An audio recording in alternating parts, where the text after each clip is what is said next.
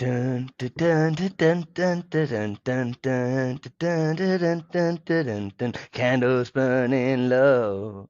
Right, that is a Christmas song, and people are gonna get mad at me for singing Christmas songs in the middle of January. But there's a reason I sang that particular Christmas song, because that song is called "What Christmas Means to Me." But today's episode is all about what Stoicism means to me. Wow. Okay. And I do say wow a lot. You're right. Wow, good to see you. Yes, Yes, it it is. is. So, what does Stoicism mean to you then? Actually, no. What is Stoicism?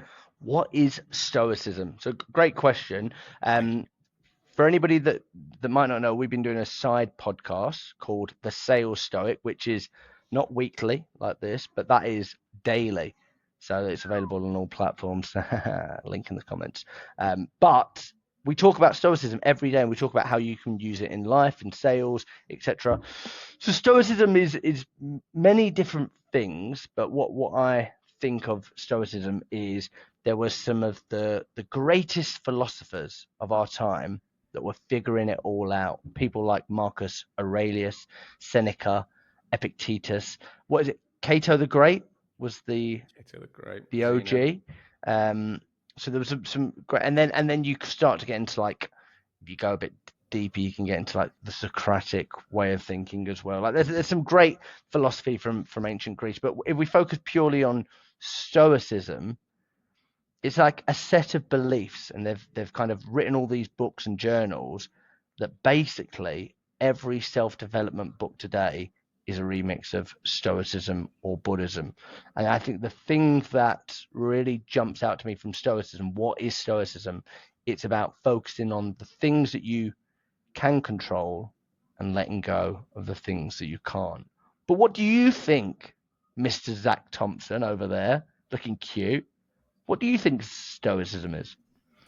I'll give you an easy, everyday example to quantify it, right? So you're running late for work and you're in traffic and you're thinking, I'm going to be even more late now. And you start slamming your hand on the steering wheel, looking out the window, swearing under your breath, getting mad, doing things erratically. What has happened there is the opposite of Stoicism. An event has happened and your reaction to it, you thought would change the way that event unfolds. And that's what Stoicism is. Stoicism is basically realizing when you are in traffic, when you're running late, that bit isn't in your control. But what is in your control is the way you respond to it. So literally going, oh, well, I'm in traffic. There's nothing I can do about it now. But what can I do? What is in my control? And it's a great way of just reframing experiences. The majority of things aren't in our control. But if we just think about the way we react to them, we end up tackling things and dealing with people with a bit more of an even temperament. Is that fair, Jack, do you think? I think it's so fair.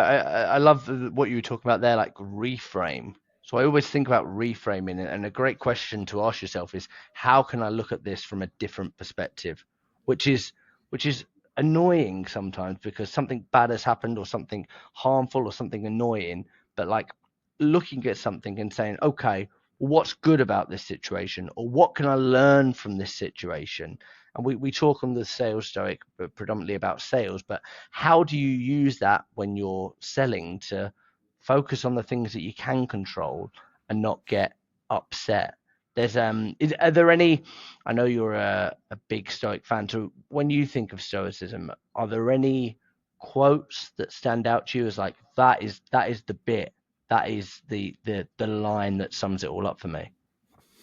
I mean, my favorite is, I suffer more in my imagination than I do in reality. That is one of the best ones. Like, don't suffer imagined troubles is big advice to everyone, because you can see it all the time, can't you? And with salespeople, what if this happens? What if that happens? And before you know it, you're living your life. What do you call it, Jack? You're paying a bill or paying a tax, or what is it? You've got a cool thing on this. Yeah, you're paying the bill before the meal's even arrived. Yeah, that's the one. So that's one of the ones that sums it up. Let's talk about some things around salespeople specifically. So if you think about rejection, right, there's a fear of rejection or even a fear of people being unkind to you on a call. You pick up the phone, you're the salesperson. Oh, I hate salespeople. Why don't you go kill yourself? And they go crazy at you on the phone. The Stoics would say, be quick to see when you've acted the same. No one wakes up thinking, I want to be horrible to people on the phone today. So ask yourself, what might have happened in that person's life to make them behave in that way? And suddenly, when you think like that, you'll feel it all just lift off you.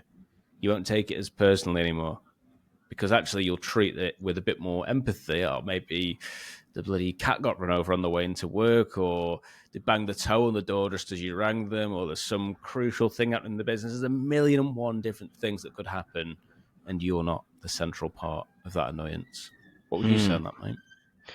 Yeah, I think that's great. There's so many great lessons, and the way that the Stoics do it as well, and the way they paint these pictures are so beautiful. I remember you sharing one with me a little while ago, and I've been every morning. I've just got my dad actually bought it for me, but I've got a hardback cover of Meditations. It was Beautiful. soft before that, but now it's hard.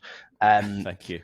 This and one of the ones that we spoke about a little while ago was about the two sticks of frankincense, and it's like one falls and then later on the other falls, but they both fall.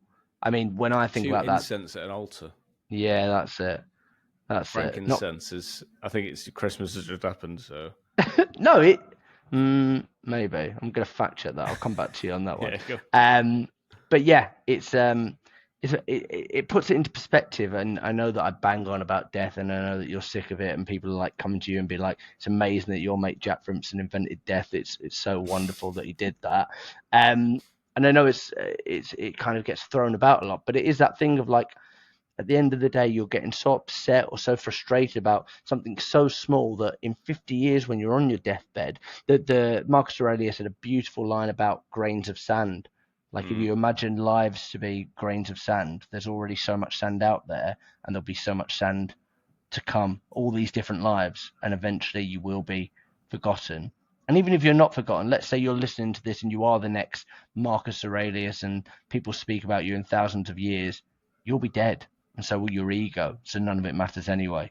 So it's like, in those hard moments, how do you really focus on the moment, the present day, the present moment that we have now, because that's all we have, and how do you make sure that you're in control of the things that you can actually control?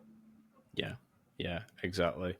What about the impediment to action advances action? What stands in the way becomes the way. I love that one for salespeople. What does that mean for you? Well, it's going to be hard, isn't it? You know, it's prospecting for a reason. You are prospecting comes from looking for gold in the dirt. That is what this is. But actually, how do you make the losses into learning? So it's not a case of win or lose; it's win or learn. Yeah, that's the way to. That's nice. Probably wire. I didn't make that up. It's probably a way to wire things up a bit differently. So actually being able to reflect on, that bit when he asked me that question, that made me feel a bit uncomfortable. That spoke to an inner child or a bit of an ego or it annoyed me or it stumped me or I didn't know what to say. That there as an obstacle becomes the way, because you take that, you learn from it, you read about it, you get comfortable with it, and you go again. And now I'm over that hurdle and I'm on to the next one.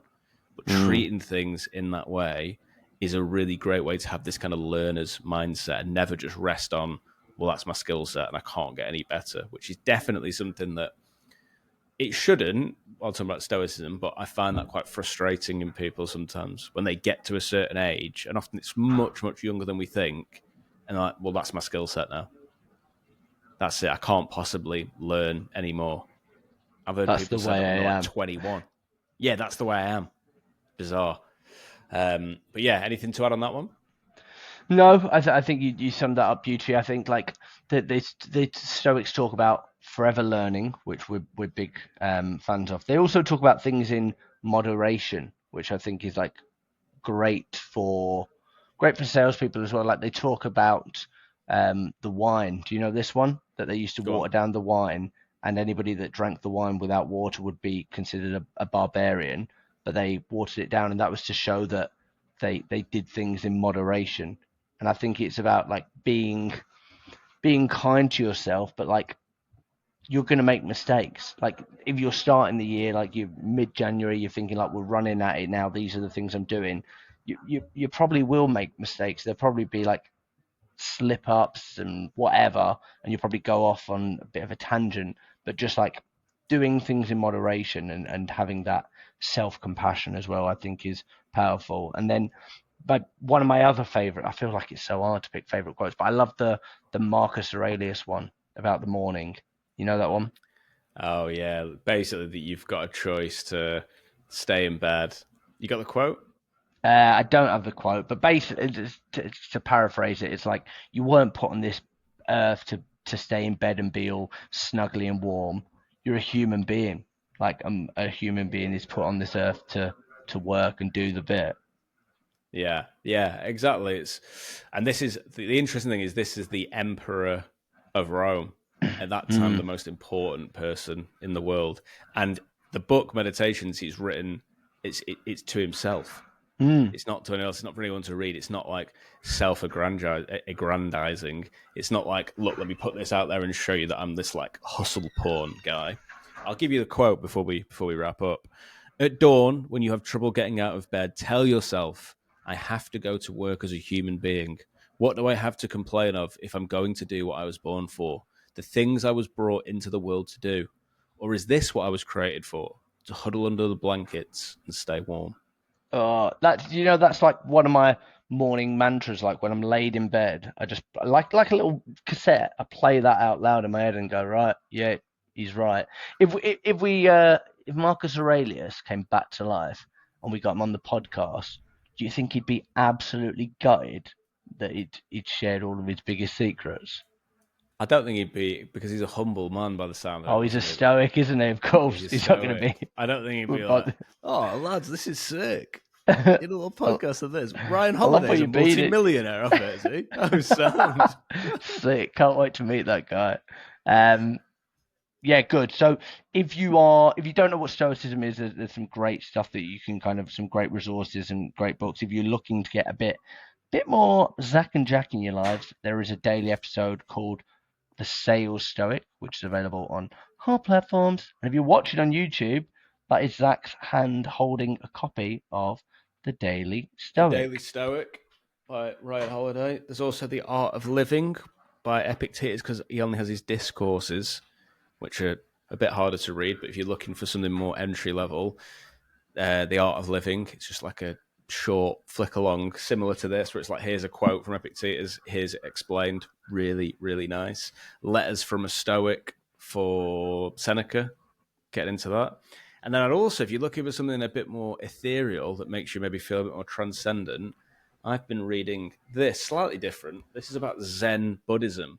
But what's interesting, if you are into Stoicism, this is called The Things You Can See Only When You Slow Down. But what you'll spot is there are through lines. So Zen Buddhism in the East has a lot of commonality with Stoicism. And really then you're like, oh, this appears everywhere. Yeah, It's like freaky. There's patterns everywhere. But yeah, go out and get him. The task for this week is... I've got a task. Can I? Do you have one, or can I task it up? Okay. So obviously we launched the Sales Stoic with a company called Dealfront, and the marketing guy there is a guy called Jamie Pagan. So what you want to do is you want to find Jamie Pagan on LinkedIn and send him a message, and the message should say, Jamie, the Sales Stoic is great, but oh my God, have you seen Jack's calves? So you want to say, Jamie Pagan, the Sales Stoic is great, but oh my God, have you seen Jack's calves? Obviously, like the podcast budget, we're kind of dwindling it down. Last time somebody won £1,000, mental that you gave away £1,000, Zach. So for this one, I'm only going to give away £500. I'm going to give it away to the first person that does it. So what you've got to do is screenshot it, send it to me or Zach, and you get £500 to the first person that does that. I've been Jack Frimpston. Welcome to the world. I've been Zach Thompson. Goodbye to the world. Take care, love.